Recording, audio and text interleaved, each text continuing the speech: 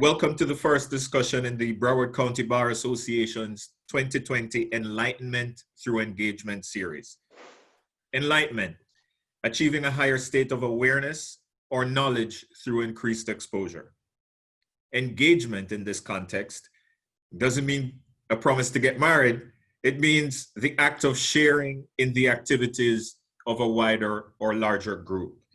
Put simply, it is our hope that our collective engagement shall lead to a higher state of knowledge about each other and hopefully about our respective positions and perspectives, and ultimately lead us to a place where real change is more than just a talking point, but a reality.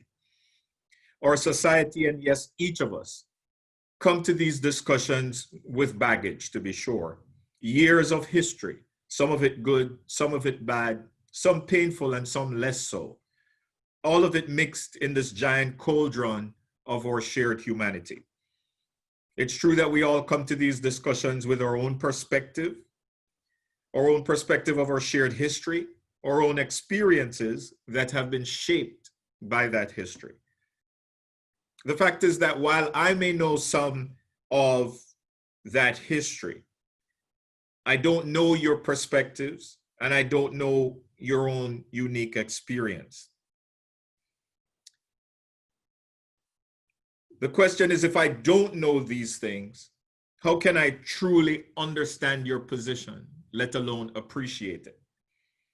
Today's discussion seeks to start us on that part of the conversation. As lawyers, what role do we play, if any, in bridging that historical and experiential divide as we deal with some of the tough questions of the day?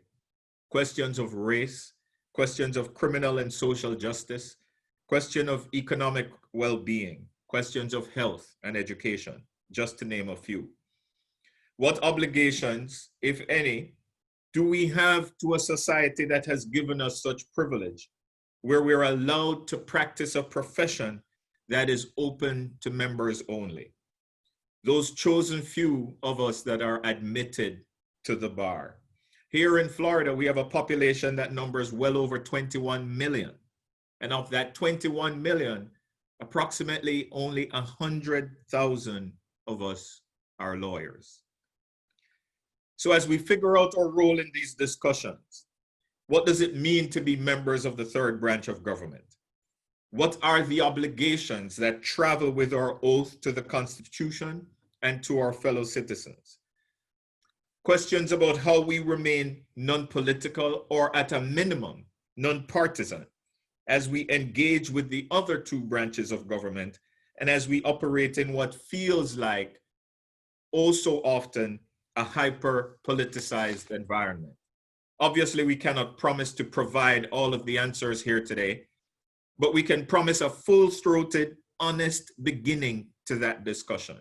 And to help us do that, we have two of the best in the business. We have two of the best that our community has to offer in our Chief Judge, the Honorable Jack Tuter, and former judge, the current Director of Professional Standards in the Office of the Sheriff, Mr. Julio Gonzalez. Most of you know these two gentlemen, and they really don't need much of an introduction. But that said, for posterity's sake, let me just give an introduction formally. The Honorable Jack Tuter is the Chief Judge of the 17th Judicial Circuit in Florida. He was appointed by former Governor Jeb Bush on December 19, 2005. He was reelected in 2008 and 2014, and his current 6-year term expires January 4, 2021. Jack Tuter received his bachelor's from the Middle Tennessee State University in 1978 and his JD from the University of Memphis in 1982. He has been a member of our bar since 1982. In his prior life, he worked as a managing attorney for the American International Group, AIG House Counsel Operations, as partner in the law firm of Stevens, Lynn, Klein, LaCava, Hoffman, and Puya, and as director of the Florida Division of Alcoholic Beverages and Tobacco. He joined Conrad and Scherer LLP in January 2005 and was appointed to the 17th Judicial Circuit at the end of that year in 2005.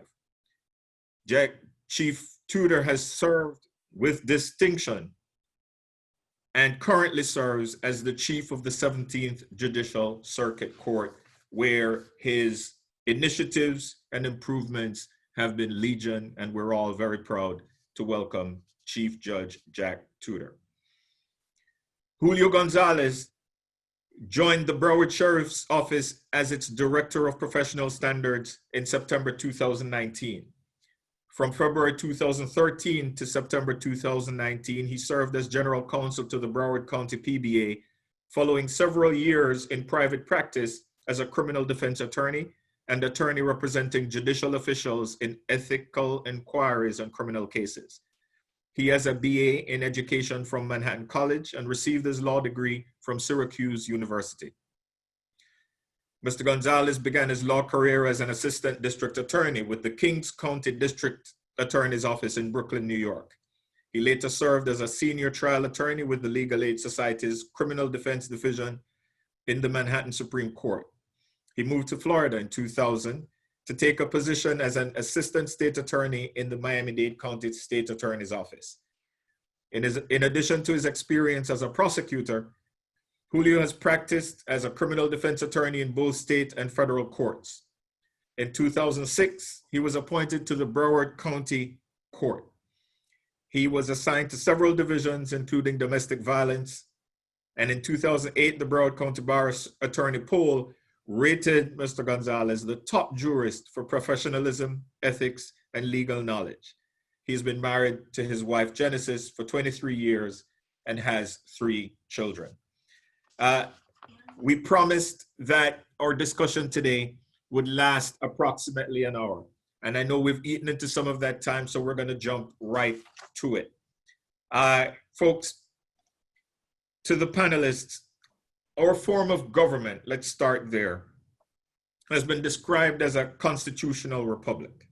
We elect representatives who make laws within the confines of a constitution that is supreme.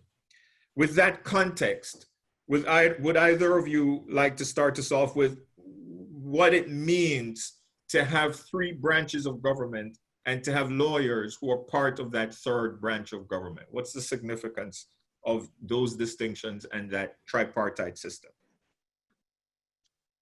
You want me to go, Julio, or you want to go? You're still on mute, Julio. So Jack, you're up. You're up, Jack. Okay. Well, I think this audience for sure knows with some degree of certainty what those 3 branches are and what they do. But I think when I've spoken on this kind of a topic, since I've been chief judge, the one thing that I do emphasize is the importance of the 3rd branch of government.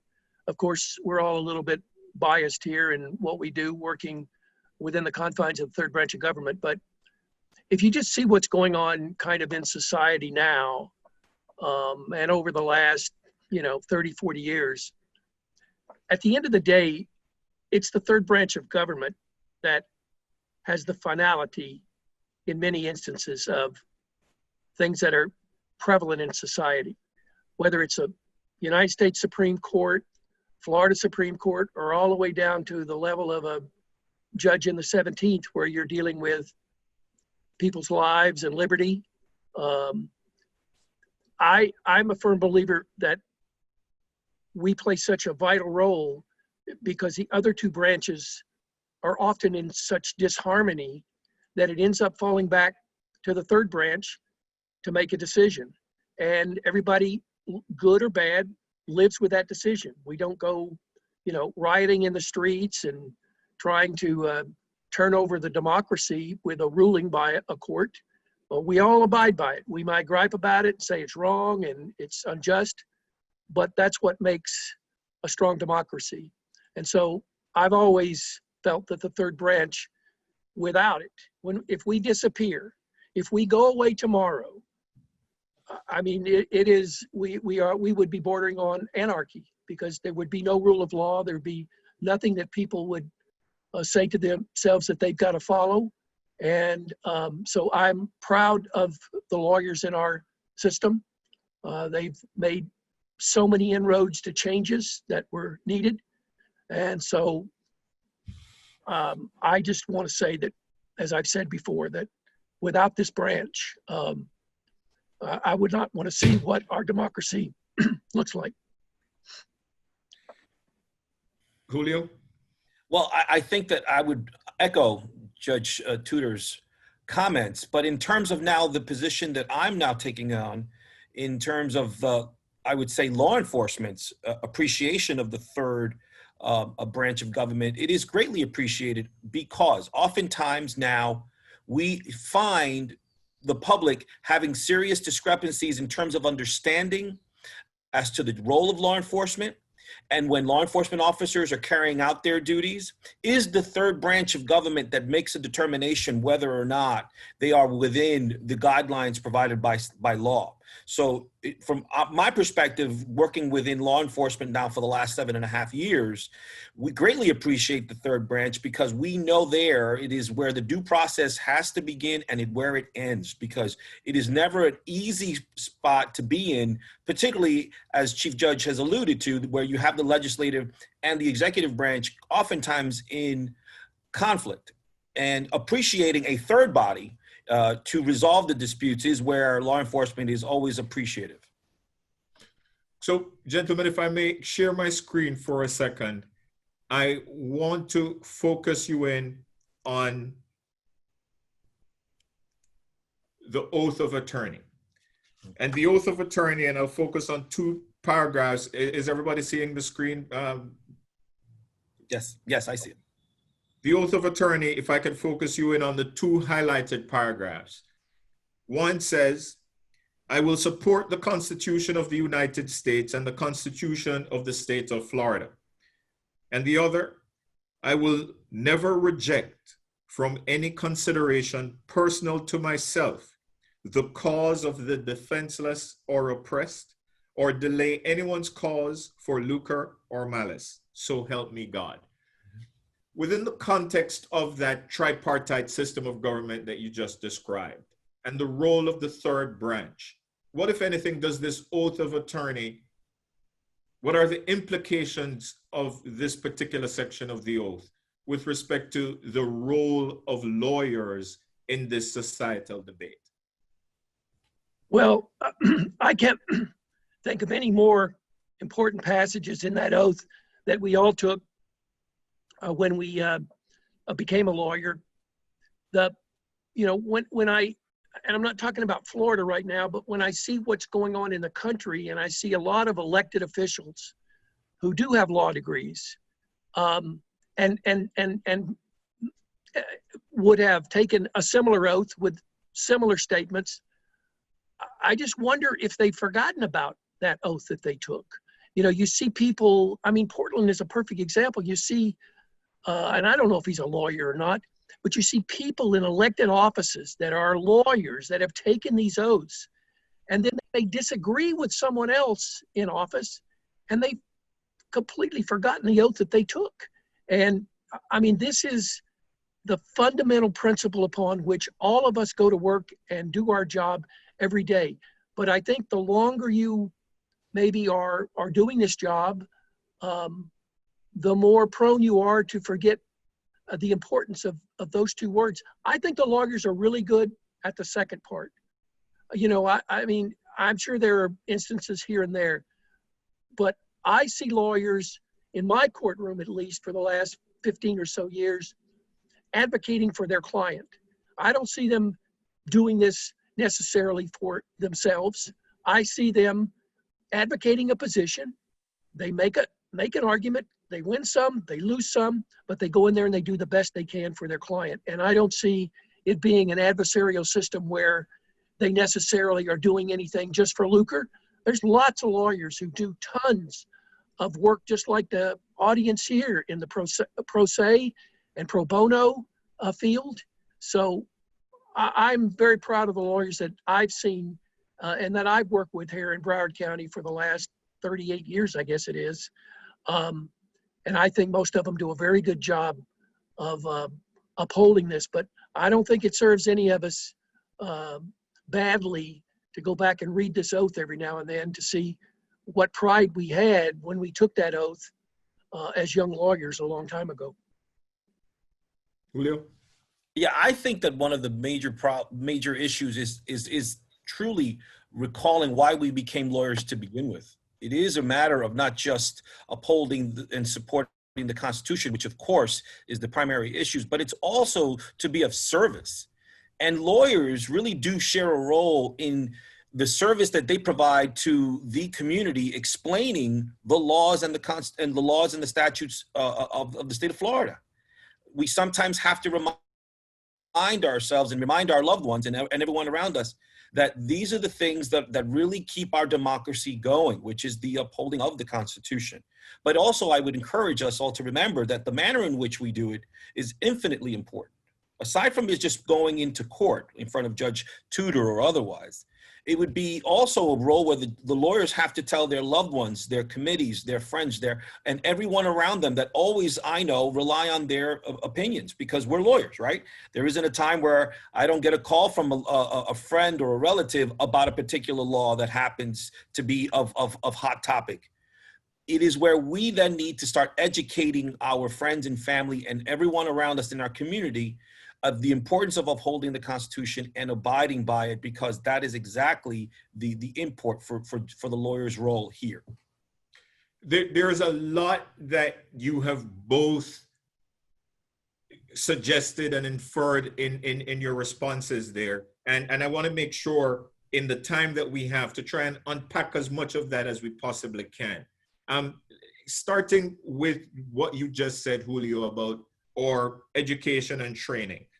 What precisely is it about a lawyer's education and training that you believe we should take to heart that distinguishes us from other members of the intelligentsia, if you want to call them that, that obligates us to take a leadership role in these societal discussions, as opposed to any other profession? I'm not going to pick one to pick on anybody, but why lawyers? Why should we assume the role of leading or facilitating these kinds of conversations?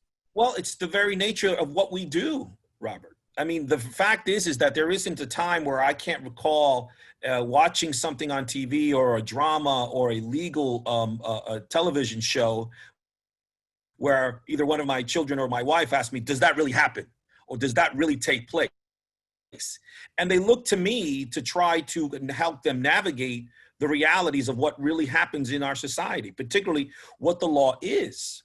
So in terms of whether we know it or not, essentially, we are the ones that are looked to. It's not a question of why us, it just happens that it is us. And we have to embrace that.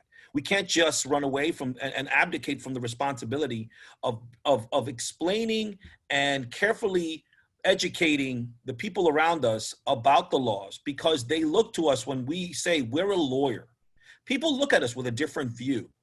They look at us with a sense of, you should know a little bit more because of your training or your experiences. And we are the ones in the best position, at least at that moment, to help them understand. So in effect, it's not why us, it just happens that it is us. Gentlemen, continuing in that vein, is there a heightened obligation, you think, that lawyers bear in terms of participating in this kind of social discourse because of the monopoly that we have on the practice of law and because of that license that we're granted by the state? I mean, no one can just jump up and decide, I want to go practice law and represent someone. Does that cause us to owe a debt of some sort or an obligation to society to participate in these kinds of conversations and dialogue? Well, of course it does. I mean, in my mind, being a lawyer still is one of the highest professions in this country. There are 11 lawyers in the Florida Senate now, 32 lawyers in the House of Representatives in our state.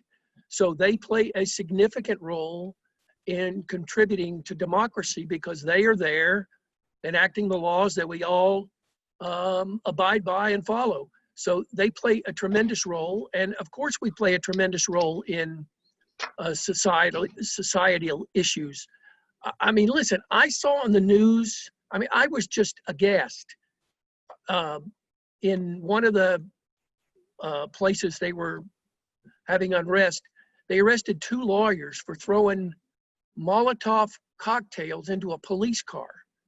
I mean, I was aghast as a profession, being in the profession of being a lawyer. Can you imagine if there were 2 anesthesiologists up on that car throwing a Molotov cocktail? Nobody would have ever thought in their wildest dreams, a doctor, another profession such as ours, engineers, architects. So we play a major role in this, and what we do and say sometimes reflects badly on our profession. But the other side of that is the lawyers do things that have just had a profound effect on society as a whole. I mean, the first thing that comes to mind is lawyers fighting for desegregation of the schools. And if there wouldn't have been lawyers involved in that case 60 years ago, what would we do? Would we be in the same shape that we're in? And you can think of tons of societal issues that lawyers have been engaged in that have changed just during my lifetime. Same-sex marriage, all of those events that lawyers have been involved in, of course they participate in the social end of the legal system.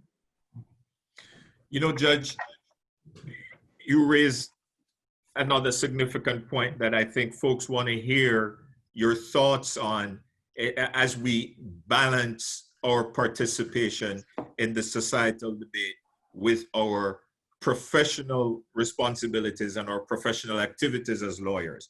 I think we all agree that law is a tool through which our society regulates itself. And concepts of stare decisis, concepts of legal precedent, govern how we interpret and apply and argue the law as advocates. With respect to the point you just made, societal evolution, the change in societal values, and therefore the laws that reflect those values, how would you both advise, counsel lawyers who are trying to grapple with their obligation and fealty to principles like stare decisis and legal precedent with evolution of society, change in society's morals, change in the society's, and I mean positive change in how society views its everyday interaction with each other? How do we strike that balance, and what's our role and our obligation in leading that change? I'm sorry, Julio, go ahead. Go ahead, Judge. No, the Judge. I mean, at first response to what you said there, Robert, is, I mean, there's 2 ways to look at the legal system that we're all involved in now. One is it has tons of archaic traditions, you know, that go back since the time they created a justice system in the state. And then on other stages, like what's going on right now, is the adaptation of lawyers to video, to technology, to what's going on in the middle of this pandemic. So I think the one thing that we've benefited from during my lifetime is the youthful nature of the lawyers being able to adapt. People that are certainly younger than me embrace this technology. And I think that's played a significant role in the legal system in general. As far as stare decisis and all of that, yeah, I mean, listen, I think people have heard me say in the business division more than once, listen, if I could do equity in every case, I'd make everybody happy. But that's not what I'm called upon to do. I'm called upon to follow the law.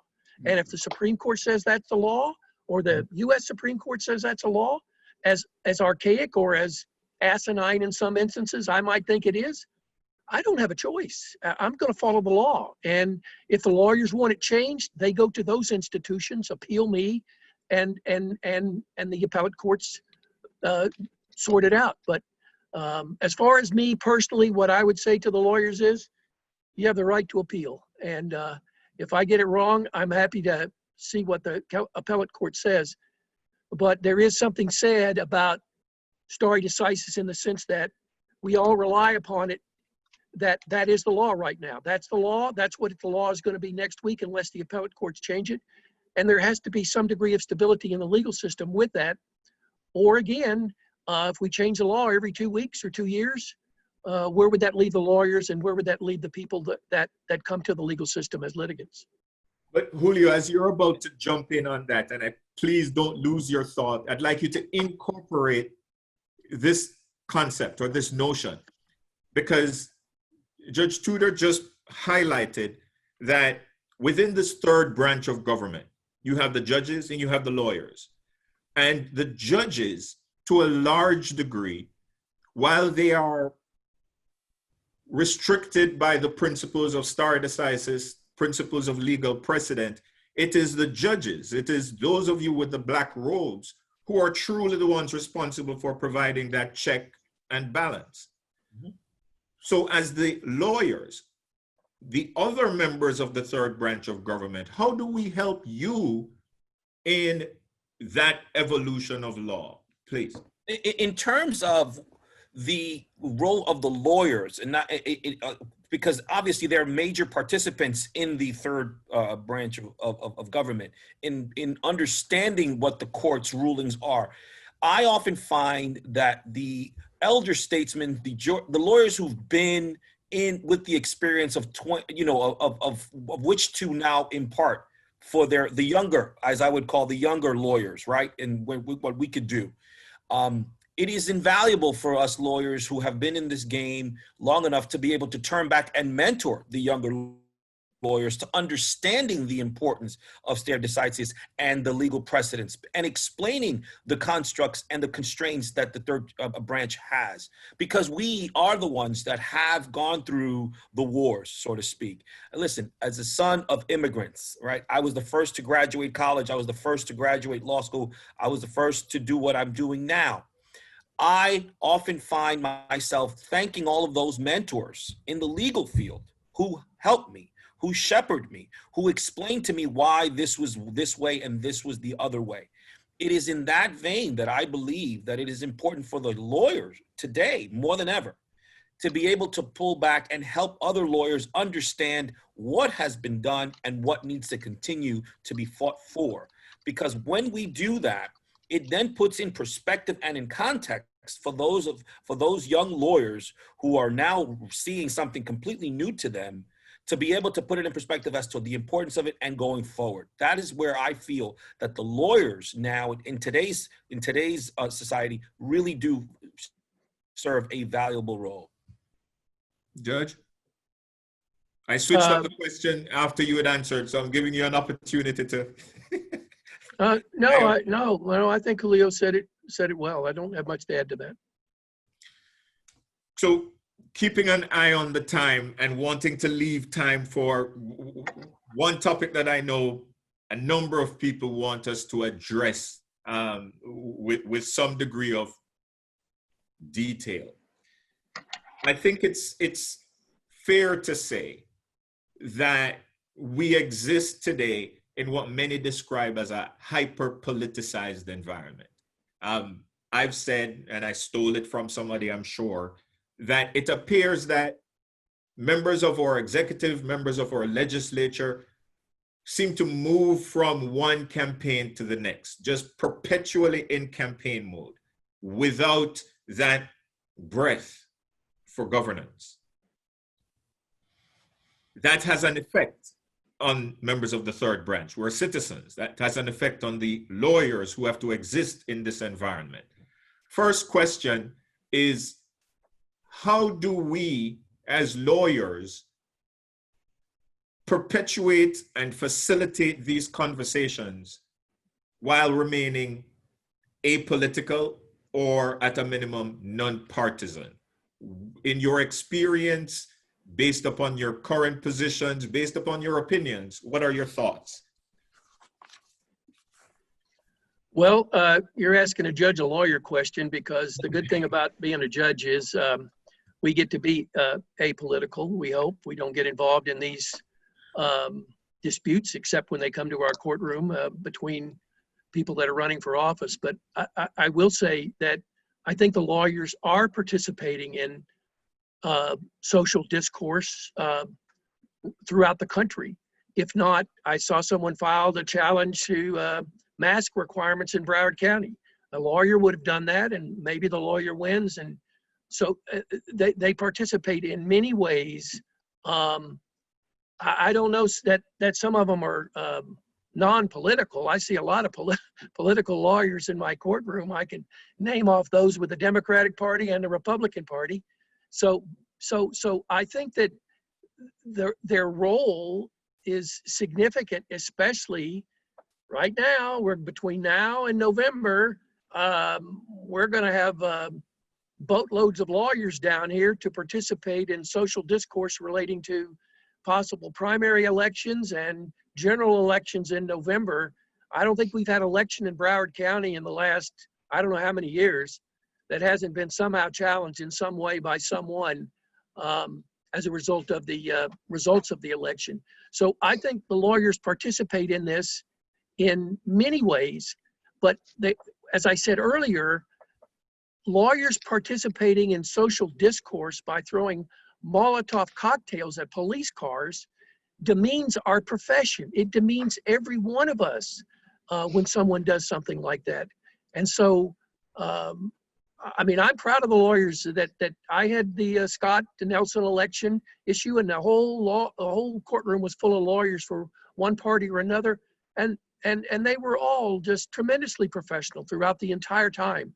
The discourse was left to the cameras between the parties, thank goodness, but the lawyers play a significant role in that in our society year after year after year. Robert, if I may also just to echo what Judge Tuter has said, I think it's also important, at least as I know, the way I see the attorney's roles is reminding ourselves constantly that we are officers of the court. And when we're officers of the court, we are expected to be truthful, to be fair and balanced, regardless of our political views or affirmations. Sure, we may disagree on certain things in terms of certain ideas, but I think it's always important that when we are asked as attorneys to engage in the public discourse, that we always remind ourselves that we are still officers of the court. No officer of the court would ever be throwing Molotov cocktails, in some type of street event. We would remind ourselves that the importance of what we do and how we do our jobs and how it affects the public's perception of what the lawyers really are doing in today's society. Following up on that point, many have expressed concern that as the third branch of government, obviously, we rely upon the legislature for allocation of funds, the budget and spend, whether it be for judicial salaries, whether it be for, allocation of monies to the state generally. We rely upon the executive for appointments and, our own personal advancement and participation in one or other of those two branches. How does the third branch, in particular the lawyers, and to a smaller extent even the judges, balance that reliance upon, that fealty to either of those two branches with respect to its own obligations as a third branch in executing its mandate with respect to checks and balances? How do we participate or not in this social discourse when you may be striking disfavor with one of the other two branches? Any thoughts or suggestions on that? Well, since I've been a lawyer and a judge, we've had a relatively good relationship with the legislature and the executive branch. I think where the executive branch and the legislature sometimes have a disagreement with us, and again, this is lawyers, because this all starts with a lawyer filing a lawsuit in some way. they disagree when one of their laws or acts are struck down by an appellate court or a trial judge or the Supreme Court. And I think that sometimes kind of develops a raw between the three branches. But I think we're able to work through it. I think Justice Kennedy, since he's been there the last 3 years, we've gotten almost every funding request that we ask of the legislature. There were a few things that ended up having to get vetoed this year because of the pandemic and budget shortfalls. But we've had a relatively good relationship with all three branches in Florida. I can't, I mean, I only know, like everybody else from afar, watching the newscasts.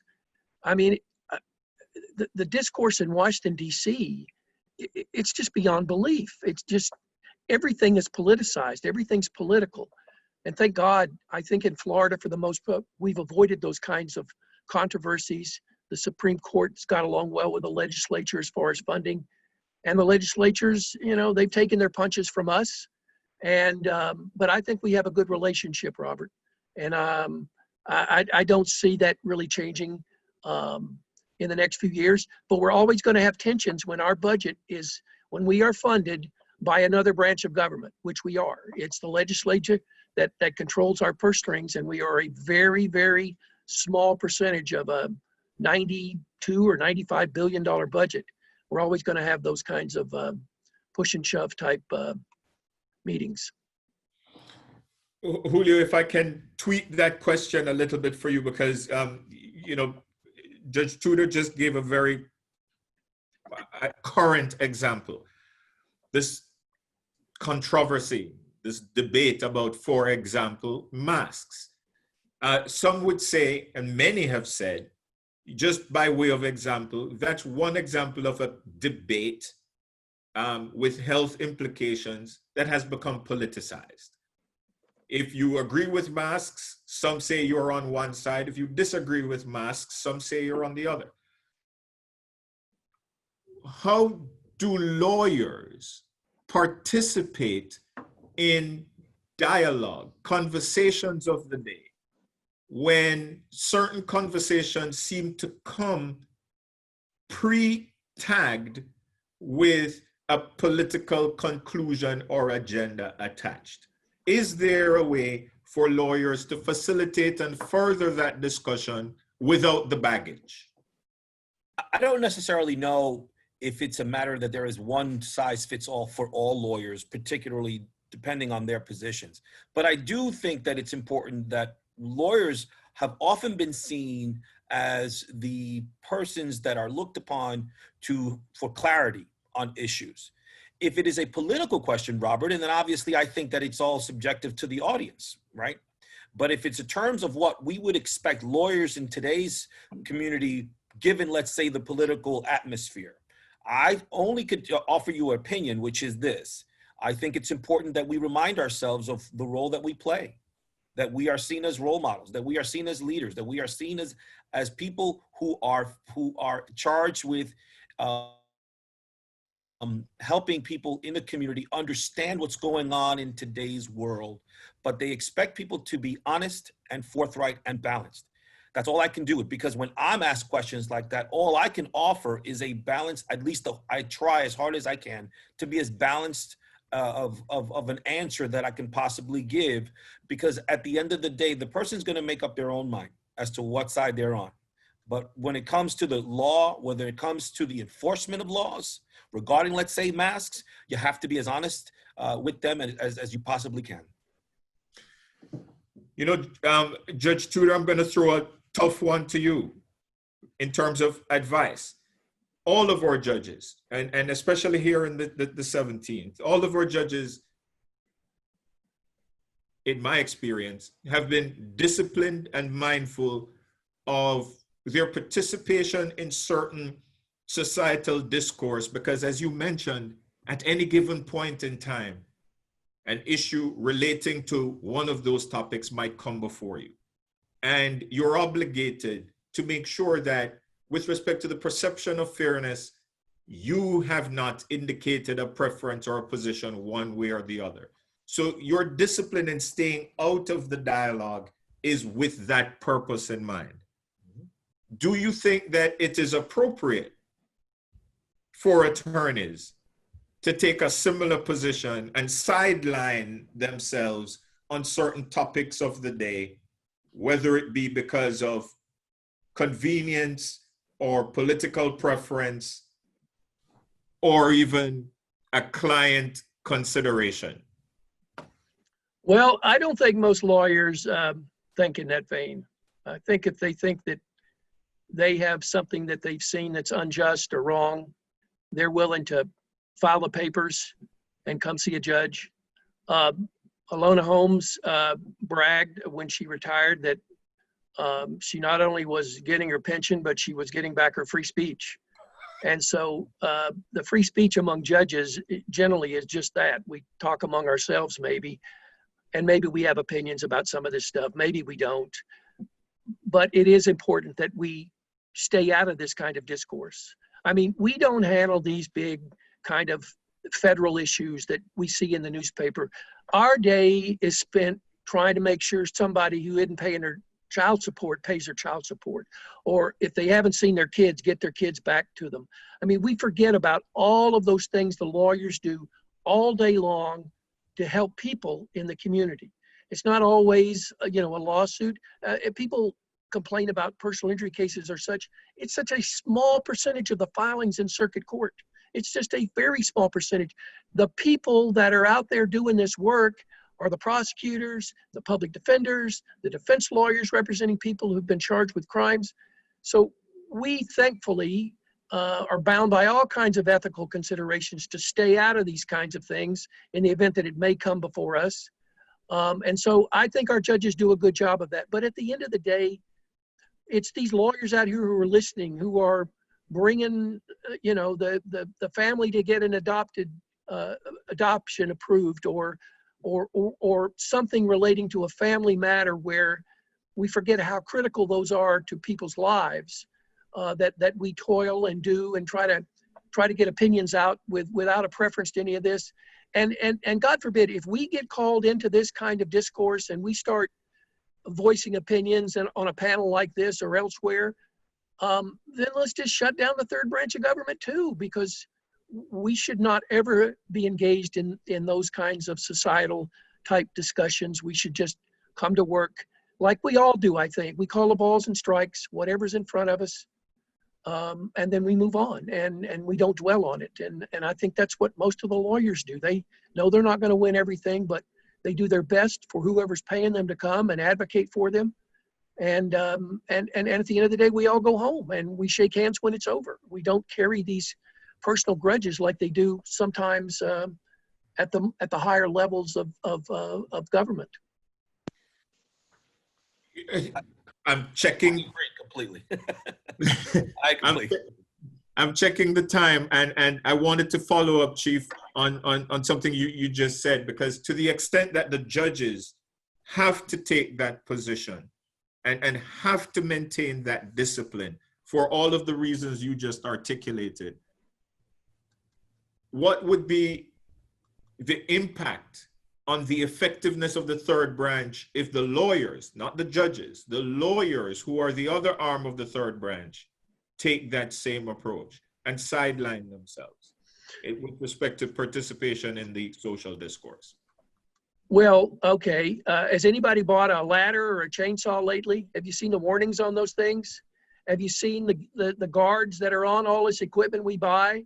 That was somewhere, someplace, maybe not in Florida, it could be anywhere, but some lawyer advocated for those changes. So if a lawyer sit on the sideline and watch an injustice, such as some dad is not seeing his kids in 8 months, or somebody decides to build a fence next to them and it's 4 feet onto their property, and all the lawyers sat on the sideline, what kind of society would we be? We would just be not a society of laws. We would just let everybody kind of do whatever they want to do, and the lawyers would duck out of it, and they would duck out of hard controversies that they've got to be involved in, that judges don't bring, politicians don't bring. And so I can't imagine what it would be like. There would be nothing in controversy ever brought before a court to be resolved. And we all know that that's just never going to work in a democratic society. I see my ED on, which means he's warning me that we're close to the witching hour, and we want to try and be as mindful of time as possible. So let me ask this question, because we also have some fantastic comments from some of our audience members. Let me ask you this from both of you. What role or what obligation do we have as lawyers, and by that same token, and judges, to model for the society at large what our discourse ought to look like? Without question, lawyers are always in a position where we're in an adversarial scenario. We're either representing two different sides of a transaction, two different sides of a dispute, or whatever the case might be. We're pushing the interests of one as opposed to the interests of another. How do we model that kind of interaction and discourse for the society at large in those contexts, in an electoral context where we're running for positions, in any context where our interactions in law are a microcosm of our larger societal interactions? What are your thoughts? If I can, I would say to you that it is important for us to remember that, and I'm going to just repeat what I said prior to this, which is we are seen as role models, and we have a great burden. Robert, to be quite candid with you, I think personally that we have a great debt to demonstrate to the community the example that should be followed when we are engaging in a type of discourse that we see ourselves in today and in tomorrow. I don't think there is a person here who is an attorney who couldn't point to a role model that they've had in coming up to say, I want to be like him or her when I'm going to be a lawyer or when I am a lawyer. The reality is that it is absolutely important for us to remember how society views us, whether we know it or not. We are role models, whether we accept it or not. That's a different story. But the reality is that the way people see lawyers behave in the discourse of today's main issues is great. And candidly, I go back to the reminder that we are all officers of the court. And if we behave like officers of the court with truthfulness, balance, and fairness, I think it would go a long way. Chief? Well, I agree with Julio, and if we do get down in the gutter and engage in what we've seen in some places and politicians, then let's just close the doors on society, because we uphold those laws and truths and wrongs that are perpetrated. And if we as lawyers don't do it, no one else will. No one else has the power to do it or the knowledge to do it. So if we start getting down in the gutter and become politicians about everything and forget our role, we're going to have real problems in society as the years go by. And so I just urge everybody to, I think what we're doing here in Broward County, and it's a microcosm of the state, most lawyers aren't engaged in what we see in other areas. And I'm proud of our lawyers. I mean, I'm proud of the people who come in and toil every day for someone's rights to get either adjudicated yes or no. And I'm also very proud of our judges who I think try their very best, despite being drug into it from time to time, stay out of these kind of societal issues and just call the balls and strikes on the cases that come before them. We don't go out and solicit these cases. Someone files them, they get randomly assigned, and we do the best we can. We're not certainly perfect in the third branch of government, but I think we all have our role to keep democracy in its place. Gentlemen, if I could just ask you, as we're wrapping up, starting with you, Julio, we're about to engage in a series of conversations that some of it is going to be tough. Some of it is going to be awkward. Some of it is going to be painful. What is your advice? What takeaways should we leave this discussion with to contextualize that engagement going forward? Yeah, Free reign. I would remind ourselves, I would remind us all that this isn't new to us. In our country, we have gone through difficult moments, whether it was in the civil rights movements or other movements that have taken place in this country, to remind them, hey, lawyers prior to us, preceding us, have gone through these things, and we've made it out, and we're going to get through this difficult moment the same. We can never ever say how we're going to come out, but that we will, and this too shall pass. I will remind us that there isn't anything that really has happened that we can't confront, but with professionalism and ethics, because that is the important approach that I would always remind all of the attorneys in our community. Chief, thank you, Julio. Well, I agree with Julio. I mean, I heard some commentators saying basically Humpty Dumpty was going to fall off the wall and we're never going to get through all of this. And I was a kid, but I remember back to the Vietnam War, the protests in the streets. And I remember Watergate, the country was going to fall apart. And like Julio said, we all came through this. The lawyers were heavily engaged in all of those disputes as well. And as far as your future topics that are controversial, I guess I won't be participating in those, Robert, but good luck with them.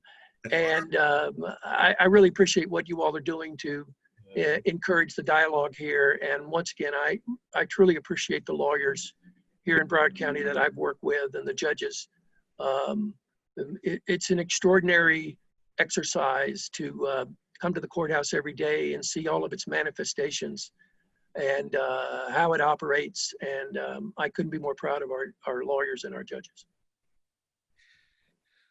Well, gentlemen, on behalf of the almost 4,000 members of the Broward County Bar Association, on behalf of our Executive Director, Braulio Rosa, our Executive Committee, our Board of Directors, I cannot thank you enough for setting the tone for what we're looking forward to as an exciting and engaging, challenging series of discussions. We know that our discussions here amongst our attorneys in the bar shan't be the only conversations on these topics. They shan't be the be all and the end all, and we're not going to find the answers.